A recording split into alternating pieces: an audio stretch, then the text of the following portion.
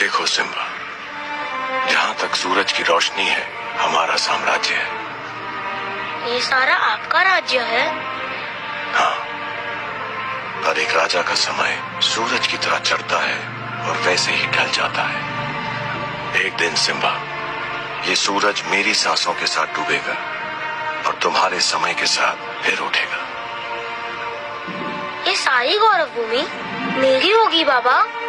देश किसी एक का नहीं होता बेटे, लेकिन तुम इस देश के रक्षक बनोगे और ये बहुत ही बड़ी जिम्मेदारी है। जहाँ तक सूरज की रोशनी है वो पेड़ और वो तालाब और वो पर्वत और वो जो काली घाटी है। तुम वहाँ कभी नहीं जाओगे सिम्बा। पर राजा तो कहीं भी जा सकता है ना, कुछ भी ले सकता है। क्या ले सकते हैं ये आम लोगों की सोच है। एक सच्चा राजा सोचता है कि वो क्या दे सकता है